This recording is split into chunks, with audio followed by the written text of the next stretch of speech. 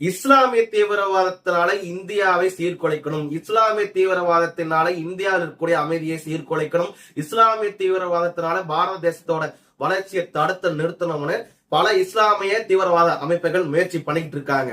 நேத்து நவம்பர் 10ஆம் தேதி டெல்லியில இருக்கக்கூடிய ரெட் போர்ட்ல கார்ல வைத்து பாம் பிளாஸ்ட் நடந்துச்சு.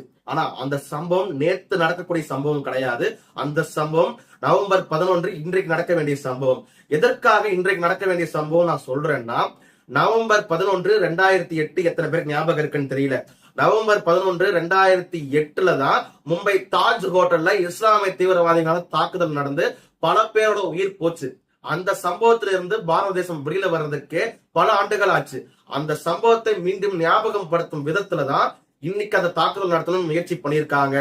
அந்த பேனிக்னால, அதாவது காவல்துறையினரும் ராணுவமும் அவங்க சுற்றி வளைச்சதனால அந்த தீவிரவாதி நேத்தே பாம்பை பிளாஸ்ட் பண்ணிட்டான். அதான் நிதர்சனமான உண்மை, ஞாபகம் வச்சுக்கோங்க. அது மட்டும் கிடையாது, இந்த சம்பவத்துல பாரத தேசத்தை நேசிக்கக்கூடிய இஸ்லாமியர்களை யாரும் டார்கெட் பண்ணி தப்பா பேசிடாதீங்க. நீங்க உங்களோட வார்த்தைகளை பிரயோகம் பண்ணும்போது பார்த்து பிரயோகப்படுத்துங்க. ஏன்னா பாரத தேசத்தை நேசிக்கக்கூடிய எத்தனை இஸ்லாமியர்கள் இருக்காங்க. ஆனா நேத்து கைது செய்யப்பட்ட 5 பேருமே இந்த பாரத தேசத்துல படிச்சுட்டு டாக்டர் ஆயிருக்காங்க. அந்த டாக்டர் ஆனது மட்டும் கிடையாது, பாரத தேசத்துக்கு எதிராக தீவிரவாதத்தில் ஈடுபட்டிருக்காங்க. அப்ப அவர்களை இஸ்லாமிய தீவிரவாதிகள் என்று சொல்ல வேண்டிய கட்டாயத்தில் நாம் இருக்கிறோம். இஸ்லாமிய தீவிரவாதத்தை ஏன் சொல்றேன்னா, அவங்க அடிப்படைவாதம் என்ன? இஸ்லாமியத்துக்காக தான் அவங்க தீவிரவாத செயலில் ஈடுபடுறாங்க. படிச்சு டாக்டர் ஆனாலும் அவங்க மனசுல அந்த வக்கர புத்தி இருந்து இங்க இருக்கக்கூடிய மக்களை கொன்னு குவிக்கணும்னு முயற்சி பண்ணியிருக்காங்க. அதுலயும் குறிப்பா குஜராத்ல விஷத்தை வைத்து மக்களை கொல்லணும் முயற்சி பண்ணி ரெசைன்ஸ் எல்லாம் ரெடி பண்ணியிருக்காங்க. அது எதுக்காக அதை ரெடி பண்ணியிருக்காங்கன்னா, ஆமணக்குல இருந்து செய்யக்கூடிய விஷம் அது. அந்த விஷம் வந்துட்டு சைனடை விட பயங்கரமான விஷம். அந்த விஷத்தை கோவில இருக்கக்கூடிய தீர்த்தத்திலையும் கோயில கொடுக்கக்கூடிய அன்னதானத்திலையும் கலந்தோம்னா கோவில்ல மேசிவான டெத் நடக்கும் பொழுது, அதாவது கோவில்கள்ல அதிகப்படியான மரணங்கள் நடக்கும் பொழுது இந்த பாரத தேசத்தோட அமைதியை குலைக்கலாம். அது போக சென்னை, மும்பை, பெங்களூர் போன்ற முக்கிய சிட்டிகளை தாக்குதல் நடத்தும் பொழுது இங்க இருக்கக்கூடிய வளர்ச்சியை தடுத்து நிறுத்தலான்றதுக்காக தான் இந்த இஸ்லாமிய தீவிரவாதிகள் இது போன்ற சம்பவத்தில் ஈடுபட்டுக்கிட்டு இருக்காங்க. ஏன் இப்ப வரைக்கும் காங்கிரஸ் இருக்கக்கூடியவர்கள் இதை எதிர்த்து இந்த குரல் கொடுக்க கிடையாது?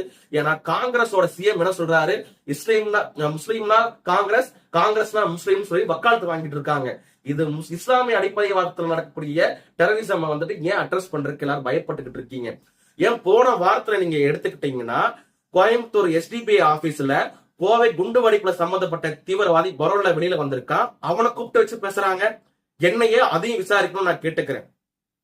சென்னை மட்டும் பாதுகாப்பா இருக்குங்க, சென்னையில் இது போன்ற சம்பவம் நடக்காதுங்க, இதெல்லாம் வடநாட்டு பாலிடிக்ஸ் நீங்க பண்றது அப்படின்னு நீங்க சொன்னீங்கன்னா, 7 மாசத்துக்கு முன்னாடி பிப்ரவரியில சென்னை புரசைவாக்கத்துல ISIS சேர்ந்த ஒரு தீவிரவாதி இங்க இருக்கக்கூடிய மாணவர்களை மூளை செலவி பண்ணான்ட்டு என்னையே கைது பண்ணிருக்காங்க. சென்னை புரசைவாக்கத்துல நடந்துச்சு. அது எத்தனை பேருக்கும் தெரியும் தெரியல. அப்போ சென்னையும் இதுல இன்க்ளூடு தான். ஏன்னா இந்த இஸ்லாமிய தீவிரவாதிகள் அவங்களோட வன்மத்தை இந்த பாரத தேசத்தை முழுக்க பரப்பிட்டு இருக்காங்க. இந்த நேரத்துல இந்த நாய்களை வேட்டையாடும் பொழுது மதமென பிரிந்தது போதும் இனமென பிரிந்தது போதும் வந்துட்டு யாரும் பாட்டு பாட வேண்டாம்னு நான் கேட்டுக்கிறேன்.